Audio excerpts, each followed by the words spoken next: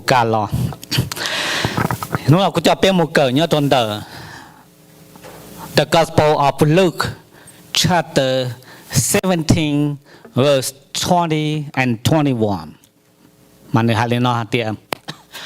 Was haven't been asked by the Pharisees when the kingdom of God won't come. Jesus replied, the kingdom of God does not come with your careful observation, nor will people say, here it is or there it is, because the kingdom of God is within you. Lúc mong hạt nó tiệt cho Pha-ri-sai mua cái lên nụ Giê-xu hạt tiệt thầu tư và chữ lúc tế chờ mà lý lọ. Giê-xu tế hạt tiệt và chữ lúc tế chờ yếu chỉ lọ rong đi tế giả đã chỉ ổn nên yếu bỏ tàu. Chỉ mua lên từ yếu hạt tiệt nơi sai sẽ nơi nhon đợt nọ lo xì nơi nhon tỏ. Cho khó và chữ lúc tế chờ từ nhỏ hậu này lu xia lợ từ nhỏ cho hậu này lợ thảo mà chưa kể Chúa Giêsu cho cứ có tàu lùn nôm lạt tê tàu cho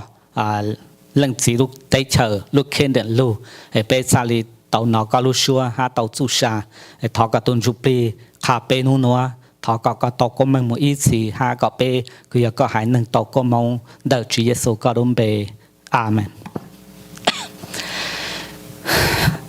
The Matthew Luca trong cuộc xa nó mà hãy cho và chú lưu tế chờ ạ. Là lúc mình có hạt tiệt kingdom of God nó chế bế chuột chạy tàu hạt tiệt và chú lưu tế chờ nó sư. Và chú lưu tế chờ mà tế rồi hãy cho và chú lưu tế chờ tiệt tiệt. Ôi ya luôn đủ chân chân ó. Ta是你只要还做好的事，还肉要还做，被论呢 ，our life that transform as well， 要还做被论呢，我弄到切。如果论证，如果论证法子，老呢，我嘞被论呢不弄，被论呢不弄，多切。被bộ mà luôn nâng chia và chữ bộ tàu lỏng có một đôi tụ tin nâng chia tụ tin nâng trở lợ lo yêu chừng do yêu nên nâng cố cho lý cố xả lý cố hại lý cố tàn thọ phô mắt thai mà lúc tên hạt tiệt the kingdom of God là chỉ the kingdom of heaven phô má thai mà ít phô hại cho và chú tế chờ đau cha lì lực phô hữu tích lì thiên nữ chừng carry có Chúa Giêsu do tu king phô má là cô mà hạt Chúa Giêsu do the servant of God phô lô ca the Chúa Giêsu do the son of God the phô gospel và do phô do hạt Chúa Giêsu do the God the son of God, Luca son of man. Chế phô mát thai do Chúa Giêsu do tu king do tu vạn sự hoạt tại. Thiên nữ hãy cho và chủ tế chờ kingdom of God, là sự kingdom of heaven. Tao linh tao. Bìa Chúa Giêsu lo nó mà cho những ít xây dựng bông một chế khế. Lúc tế chờ lòng một phó với tôi một khó khử cả tàn thọ có yếu chạy chú lỡ có yếu lỡ chỉ lỡ chỉ tao cho cái yếu phình chỉ cho nên ít xây lỡ toàn thư lỡ nên nôn thịa xã tội lúc tế chờ là yếu phình là cho lỡ nhỏ yếu xia đó là mà chỉ Chúa Giêsu là yếu ổn nâng người họ kia cho lúc tế chờ ở xa spiritual kingdom. Do lần tương tranh và chữ, do lần tương tranh Chúa Giêsu. Để do một tế một chờ. Ta chỉ lúc tế chờ Chúa Giêsu hành đời. When been born within you and me. lúc tới chờ Chúa Giêsu hai lúc khiến đến đỡ mà chỉ dùng đi bế xã chỉ dùng hạt tiền sai nhớ tỏ là sự nhớ đến nó ta chỉ if in you amen nếu you lúc tới chờ đỡ cho họ co thiết cho họ cụ bê as a believer of Christ nếu pi nhớ cho họ có thiết cụ bê it does not come with your or my careful observation. Hạt tiền, giờ chửi đi nó, tôi mà thiệt giờ mua đi nó chê mà lão sư hay dùng đi nó mà thiệt no, tôi khó và chủ yếu lọc cả bê lúc xưa, thiệt lúc tây chân đầu, cơ, you, tôi họ you, chỉ muốn đi bảo, chỉ muốn đi bảo. Ta chỉ có your lòng. Those that have the kingdom of God, or the kingdom of God is in you. Those believers that has the kingdom of God, or those that the kingdom of God is in you, for sure, your life will transform. Có sợ lo mà có giờ thì chả nu nào cũng dùng lên nọ rồi chả cô luôn cô chỉ lên lòng rồi of course có lúc ba thì yên chừng giờ có tục khen ta chỉ you will have a no attitude a no thought a no desire a no life in Christ. That's how that's when the kingdom of God is in you and me, begin, and that's a guarantee that thầu Chúa Giêsu cho cả lò, bây giờ bỏ Chúa Giêsu. The kingdom of God chỉ trong đi bây xa, cho nên Pha-ri-sai mà lời, nên không thiệt và chỉ lúc tới chờ, nên không thiệt lúc tới chờ, giờ lời tao một chút tao bỏ kia. Tổ bà ta giờ trái năng đỡ anh hai đô Chúa Giêsu mà giờ đỡ Pha-ri-si. Vì thế cha người họ nông Chúa Giêsu hai trái lúc tới chờ. Cho họ tiền đỡ lúc tiền đỡ là chúng mà tới một chờ. Rồi bây giờ bảo tế nhà là tôi tránh tàu là chỉ bê bỏ tài dân đó sĩ tự khiết sĩ tự trí. Giờ sát tiền á giờ chính trai tôi chỉ nhỏ ở tiền là mớiอยู่cóอยู่อะไรcha là nhỏ đỡ lớn nó chỉอยู่tiền. Chỉ do nên đó là chúng mua freedom, chúng mua cái thay yên, cho Pha-ri-sai nên không chế lúc để chờ cho lại nhau. Ở thiên nông hạt tiền có trả hai tam bảo, where is the kingdom of God? Bây xả tàu, là xả tàu lúc bỏ kia, chủ kia nhỏ kia, ta chỉ Chúa Giêsu hạt tiền, và Chúa lúc để chờ, mà chỉ dùng lý bây xả hạt tiền, tí nữa, từ no nữa, tỏ no nữa, linh no nữa mà thế giờ nữa, no. Ta chỉ và Chúa tới chờ giờ sắp đi, rồi cất cho họ dù, mà dù thầu mà ít thôi tiếng năng chia từ tiền, mà tiền nó cá tê dù ô cầu tê dù năng dù lỏng từ tiền, năng bỏ là năng hạt tiền ô có lỏng được tiền có ít thôi năng sợ, đã bỏ là đang chạy đã chỉ, dù thiên địa đã khía khó mau dùng như con đỡ, thầu dù dùng lên đỡ chê, for sure the kingdom of God is in you, has been born in you. Mà Chúa lùi Noah, và Chúa tới chờ mà lên lò. Ta chỉ it started today on earth within you. That the kingdom of God begin inside, and you and me. Và Chúa tới chờ tôi bị lưu sợ bị nhau luôn điệt tế nó là. Giờ hà đi nó có thiết cũ bị những chuyện nhẹ và Chúa tới tế. Until the kingdom of God is in you and me. Linda sẽ tiền. Có những chuyện si và chữ tiệt tiền, có những chuyện nhẹ và chữ tiệt tiền, có những chuyện nhỏ và chữ tiệt tiền. Until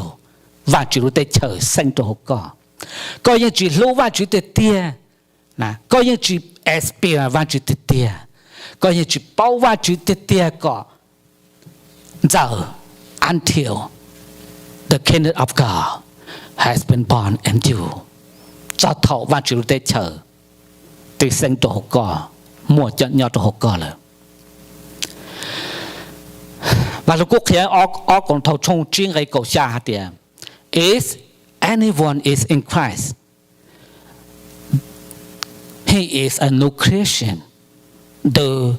old is gone the new is come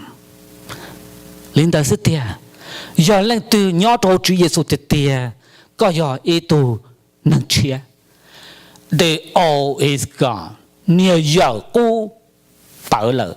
the new is come nhiều giờ chia lọ lỡ nó sức tiền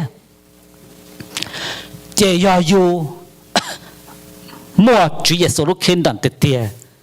dù chủ yếu ý tu nâng chia lỡ tiền còn thì hạt tiền và chịu tế chờ nhau cho họ dù đi cho họ dù lợi dù lúc này dù lòng tế tia lì cho kiến chân và chữ chân chữ Giêsu yon chân có một lúc năng chia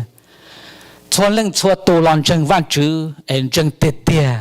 nhưng một lúc năng chia lúc này nhưng lòng lợi tế tia một lúc no life in Christ ta chỉ thầu tư tán tư dù lòng chân và chữ yêu chừng phải li cô nhậu li cô li xia li cô tài tu li cô nên cô xia nó chế yêu tàu cát tia amen yêu tàu sĩ cho tia vì yêu chỉ tàu yêu no creation the old has not gone yet the old still and the new has not yet come nè vậy do nên đó thầu dù mua vạn chữ nhau hồ dù là tiền là chỉ mua vạn chữ nó để chờ the kingdom of God is for sure nhau thầu dù là you and me we must have a new life pero lúc này yêu chủ lòng thiệt tiền yêu ở đây cha thiên quản thì for sure để bé mua vạn chữ để chờ nhau thầu bé dù có chủ mua tôi giản dư chia dạo lù chia lý của phương hải cho kiến chân vạn chữ do cái bông cứ bông tì bông phong bông dư bông nè bông gì vì cha bông dù chân vạn chữ dù thọ mộ vạn chữ hai này the kingdom of God nhớ tôi dù lỡ dù mà lúc nâng chia giả ít chữ ua the old has gone the new has come yo itu nang chia la je lui yon zu yu lo mo lui yo chi nie yu ta shi Chúa Giêsu hai de cha ha de ko yu je de zao xie yong xie tie tie lo gan chi yo ha chung cầu chiên cái cầu yi yin khia de lo yon nang de de yon zu ne de shi còn yon trong ha de la de sun zu ku an de la Chúa Giêsu hai á chia ku hai nữa hạt địa bé nữa bên trong và chân Chúa Giêsu chế rồi yon chú yêu nữa rồi chỉ cho yêu nữa ta chỉ có yêu chế lấy rong xé dầu xé yêu tiền đi cha cho khó luật tới xuân chú yêu tu chữ rồi nè chế yêu tao này tu nâng tên chân nữ chế yêu muốn nâng chú yêu chỉ cho yêu chỉ nhẹ yêu tới dạng cầu nữa chế yêu hạt địa thầu tư tí nâng địa tế chừng nhẹ nhẹ yêu ha yêu mấy cứ mấy tí mấy phong mấy yêu cho nên nâng địa tế nâng cho nâng chọn tới chừng nhẹ nhẹ yêu dùng trò kia lỡ là trên chúa chỉ tàu dùng tí cả ba tí thiên xin nó chế dùng tàu cả tia nó làm giờ dùng mua và chúng ta chờ nhớ tôi dùng lỡ bây giờ năng dùng chủ lòng dẫu lù lò chia attitude lò chia cho cái xã cho cái nhẹ design uno xã tàu ác chỉ là giờ giả hậu và chỉ chia tàn thôi even tại con dâu sẽ dùng tôi chủ nã để ở chỉ nhỏ có và chỉ tàu con mình dẫu lù là tí dạng câu thắt thì là tí dạng câu cho cái xã lò lông tàn thôi cá tê ở cổ tê nhưng mà lù new life in Christ là tiền and not the verb if tin hằng chú bê tin hằng chỉ nhẹ bê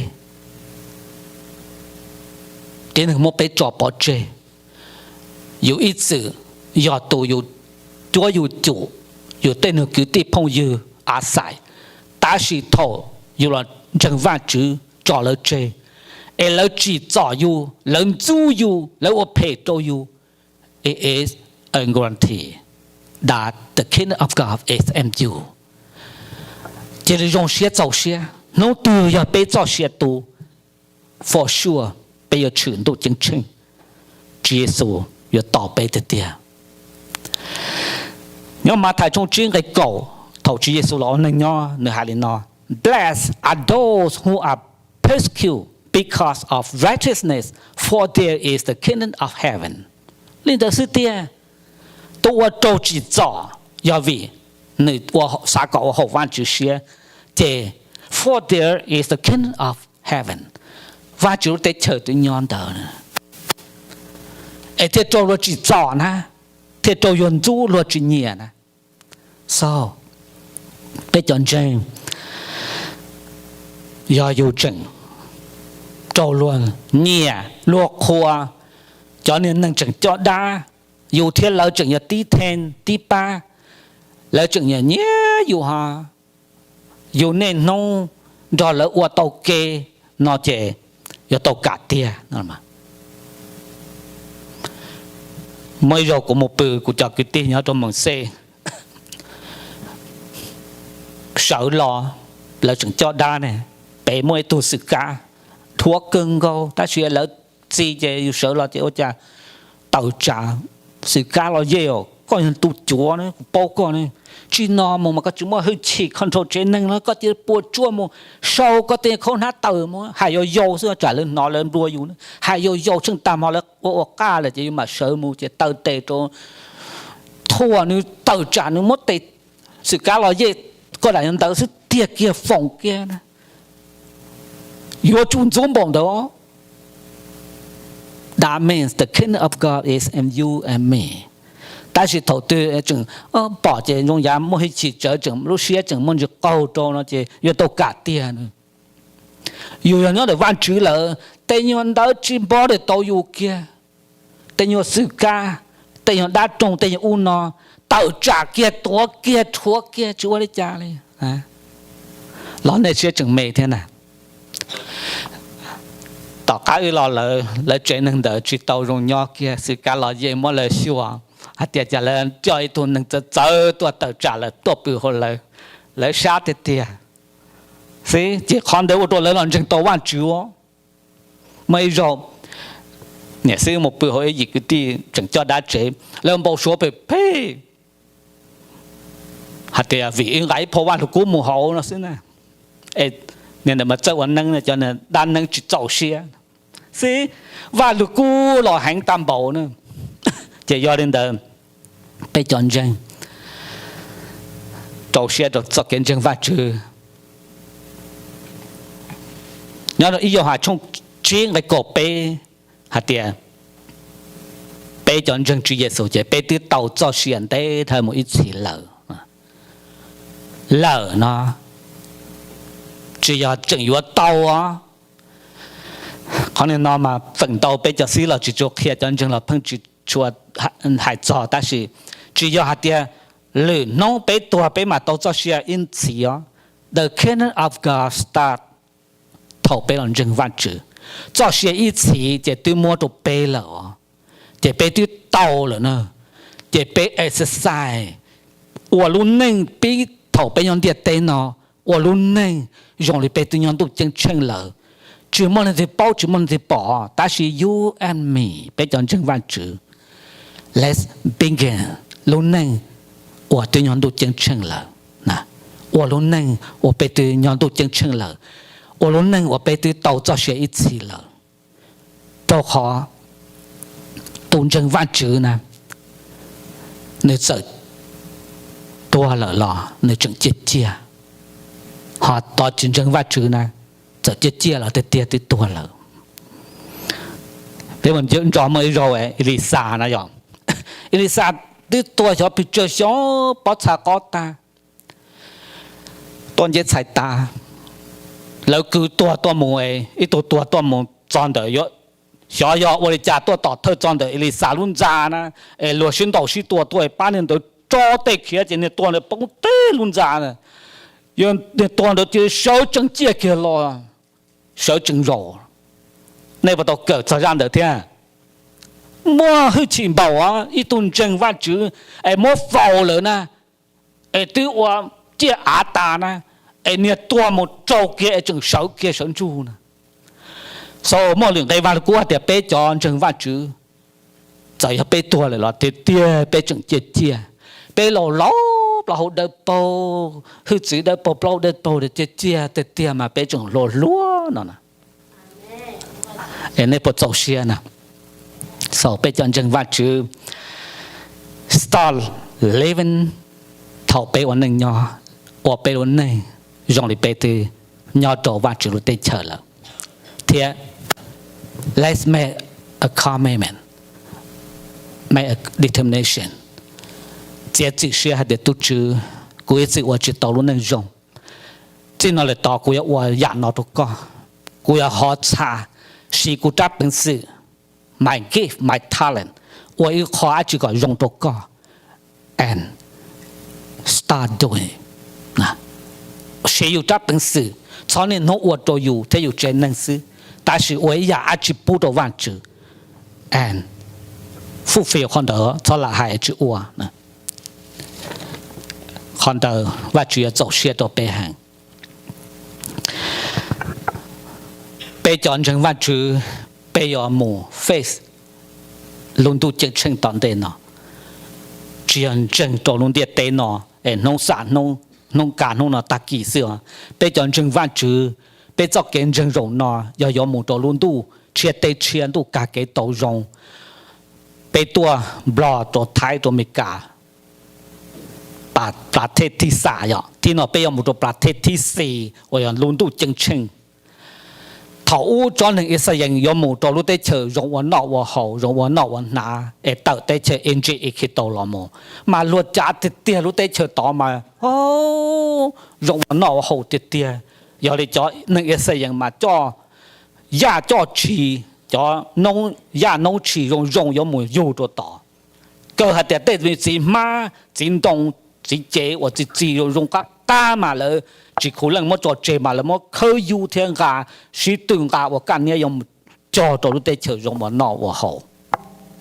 背呢，背讲真话子，背用木到路得求当地那嘛用得点，背要做阿只木做到路得求的，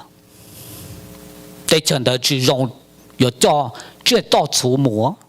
我叫他我证明都落了下以上被得在落地了都太低，我记得我两个我家都忙波，被我都忙波有肉没软了呀，有嘛是做多哩，对面有老蛋炒，天我被都包街嘛，包高的ลูกเก都蛋炒，叫老蛋炒，แล้วก็กูแล้วตัวหม่อมบัวที่จังตีตัวมีปอกไก่ที่ไปจ้อมหมดตัวไทยเต้หมูอยู่ในกุญจอกูไปจังหล่อๆนานดุนตัวเก๋งงอที่มันต่อเชิงเต็งละมูvì chỉ bao hạt tiền tỏ đến bộ trả mù ấy rồi dùng để trả luôn chuột trả hạt tiền dùngวันนอกวันhậu chỉ cho tiền này mù yêu thì nó bây giờ mình tu chân chân này luôn chuột trả hạt tiền tu chân chân mà dùng tiền tiền tại sao nhon dùng á bây giờ cho chỉ tàu chuyện bao cái niệm bao mù yêu tu bể tu chân chân là giờ cho chỉ mù cho cái luôn holiness, righteousness, peace, faithfulness, gentleness, love. Chúa dạy dùng bây giờ cho một trò trong lúc chân đầu. And begin today. Ba yêu cho cái lu, ba yêu cho cái đầu hũ, ba yêu tới cái gian chân. Để dùng đầu bây giờ cho một tu chân chân. Để chân tu chân chân, ngã chỉ tổ tới cái đà, tới cái divorce. Take it adultery, mu chọn đó. No, all left behind. Cho bây giờ cho một cho chúng tôi chân chân giờ cái gian chân cái sự lu, amen. Ta chỉ ta yêu ta chỉ nó, that means begin. Tổ bê luôn này,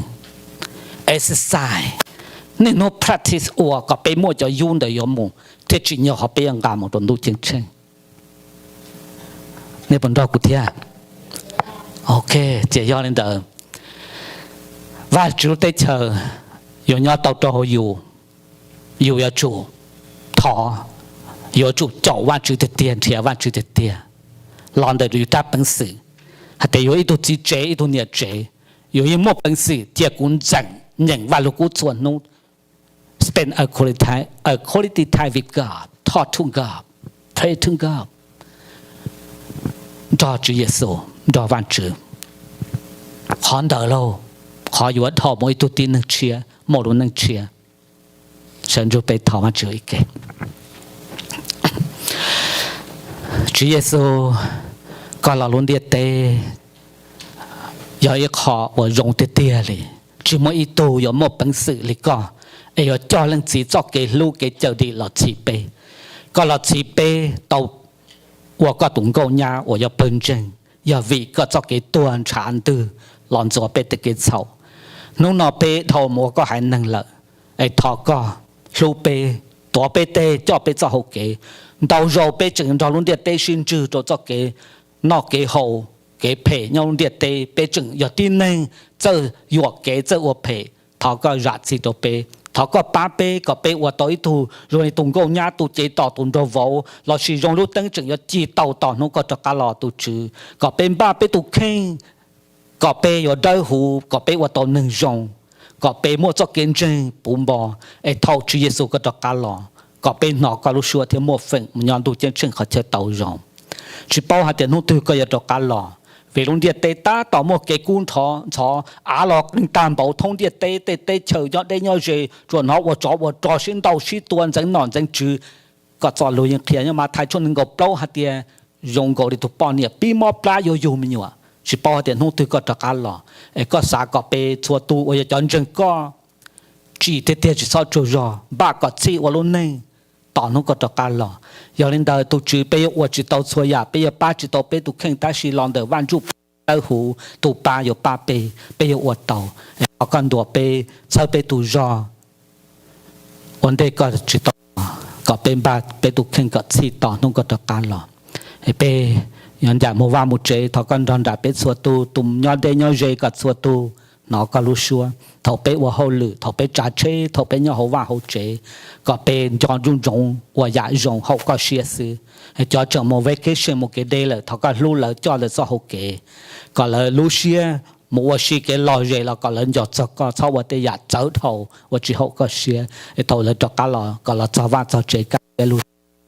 ลูกที่ชอบไปชัวตุตะกาตัวไปเหอะก็เดาชีเยซูก็รุ่มไปอาเมน